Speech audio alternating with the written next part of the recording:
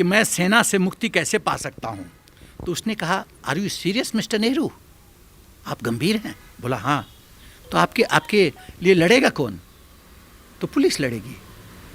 और वही राहुल गांधी कहता है कि किसान लड़ेगा, लेबरर लड़ेगा और चीन को कई किलोमीटर पीछे छोड़ देगा।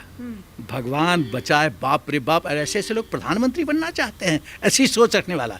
मैडम ये तो खाली मैं सैंपल दिया हूँ, आप मुझसे इस विषय पे एक बार गुफ्तगू कीजिए, मैं घंटों बताऊंगा उसका पाप।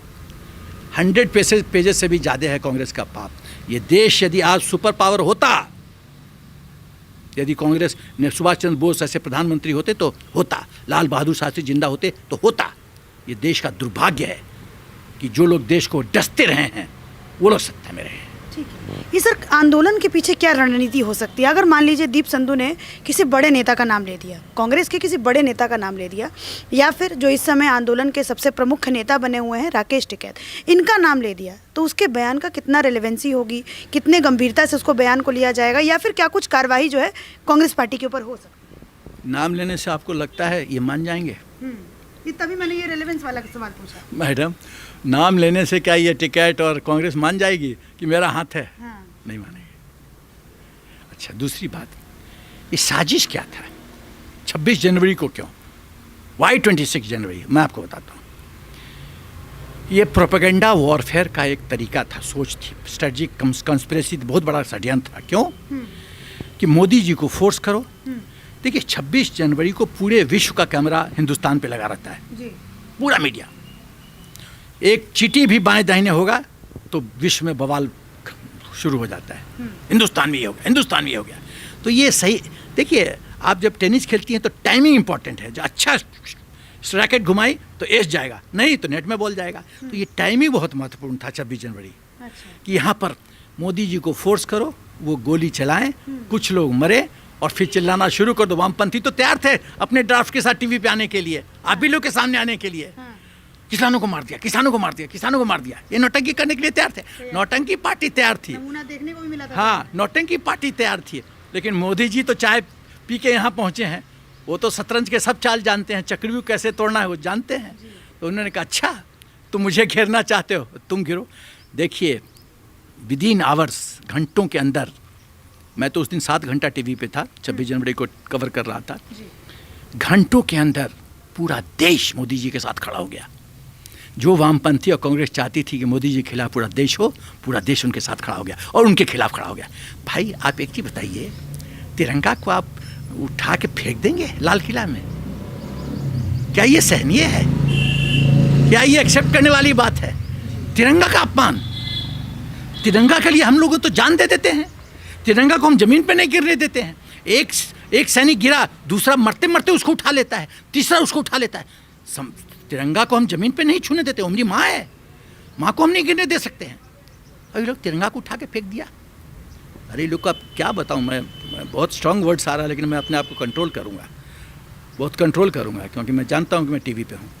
देखिए मैडम, भारत माता के साथ चीरहरण हो रहा है।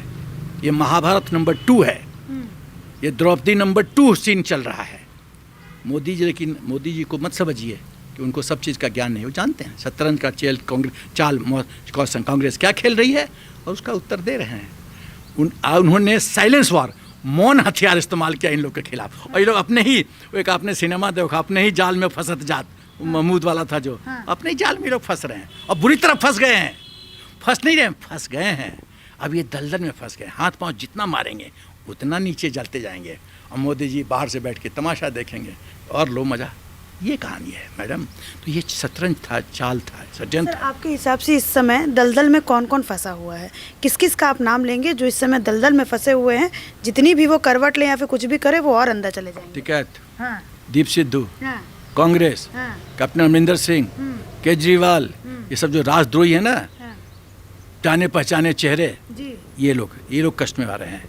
खालिस्तानी, कनाडा के जो वो खालिस्तानी लोग जो यहाँ फंडिंग कर रहे हैं, कई बिलियन डॉलर जो यहाँ ट्रांसफ़र हुआ है, जिसका ईडी ट्रेस कर रही है, लिंक कर रही है, ये सब के सब जवाब दो ना। पैसा कहाँ है, किस लिए आया? 25 जनवरी, क्या ये सच नहीं है कि 26 जनवरी को दीप सिद्धू के अकाउंट में कुछ पैसा ट्रांसफ़र हुआ है? आप लोग तो मीडिया वाली हैं, मैं बोल रहा हूँ, क्वेश्चन पूछ रहा हूँ आपसे, क्या पैसा आया कि नहीं आया? आप चेक कीजिए, यू प्लीज चेक। मैं तो स्टेटमेंट दे रहा हूँ। और कैलिफोर्निया का भी नाम लिया दीप सिंधु ने, तो वहाँ से भी पैसा आ रहा है। इस देश में देखिए मैडम, जयचंद मरा नहीं है, नए नए रूप में जन्म ले रहा है हिंदुस्तान में।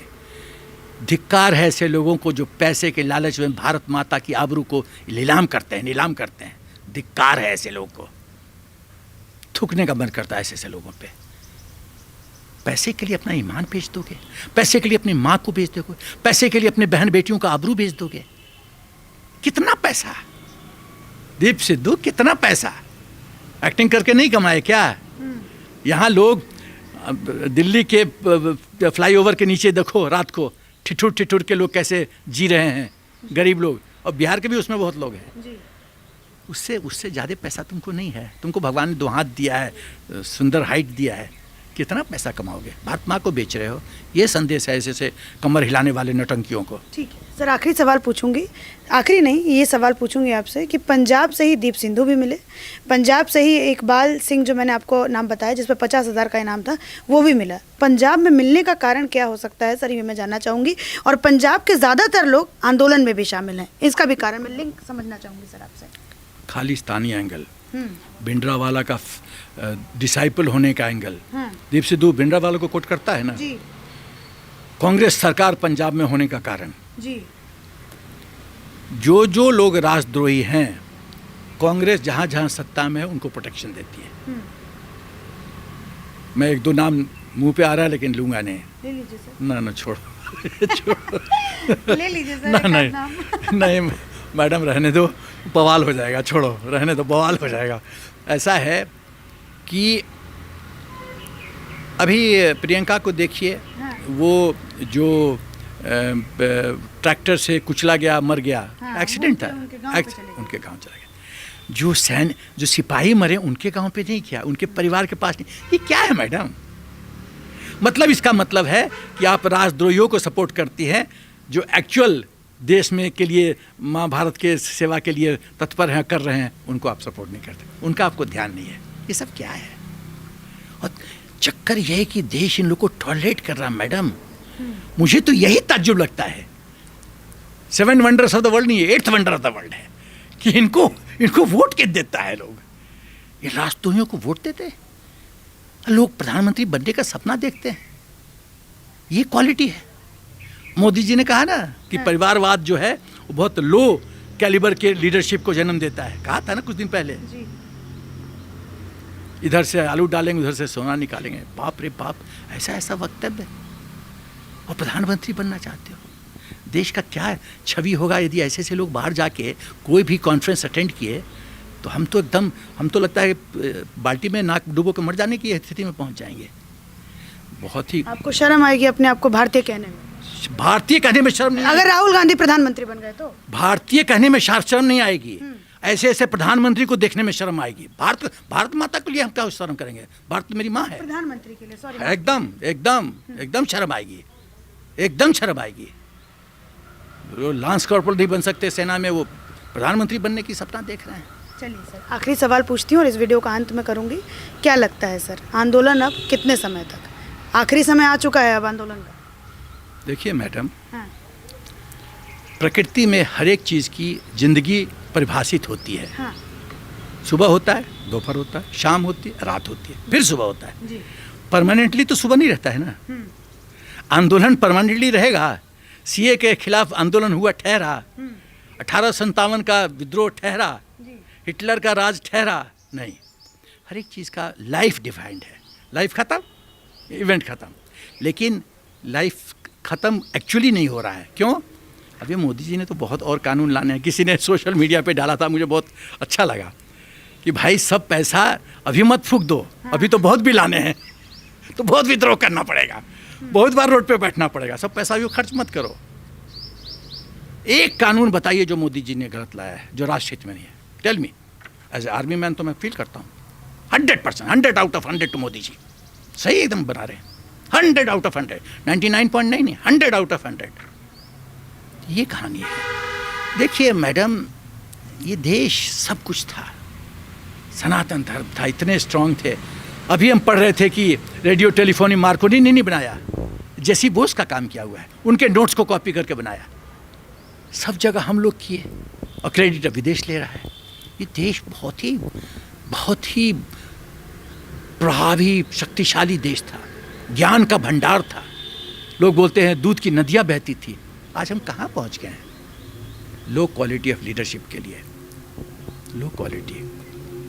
यदि मुझे लगता है कि जो यहाँ देश का नेतृत्व, पॉलिटिकल सिस्टम, उसको सफाई करने की जरूरत है, क्लींस करने की जरूरत है। क्या ये आप क्यों नहीं सेना में कानून क्यों नहीं बना देती कि जनरल का बेटा जनरल बनेगा? मैं जनरल हूँ, मेरा बेटा को जनरल बना दो। क्यों नहीं बनाते? नहीं बना सकते, क्योंकि बुद्धि चाहिए, काबिलियत चाहिए। जनरल तो बन गया, हो सकता है उसके बेटे के पास काबिलियत ना हो। तो इस देश में तो वो चलता नहीं है। मोदी छोड़ के आप बताइए सब पॉलिटिकल पार्टी का क्या हालत है। सब डायनेस्टी चल रहा है, डायनेस्टी। राजा, उसका प्रिंस, फिर वो राजा बना, फिर उसका प्रिंस। चलते रहो, चलते, काबिलियत हो या ना हो, आलू से सोना बनाते रहो, नो प्रॉब्लम। और दुनिया को बेवकूफ़ बनाते रहो, नो प्रॉब्लम। और दुनिया बेवकूफ़ बनती जा रही है, बन रही है। ये प्रॉब्लम है हिंदुस्तान का, ये समस्या है मैडम। सर बहुत बहुत शुक्रिया हमारे साथ जुड़ने के लिए और अपनी तमाम बातें हमारे दर्शकों के सामने रखने के लिए। धन्यवाद।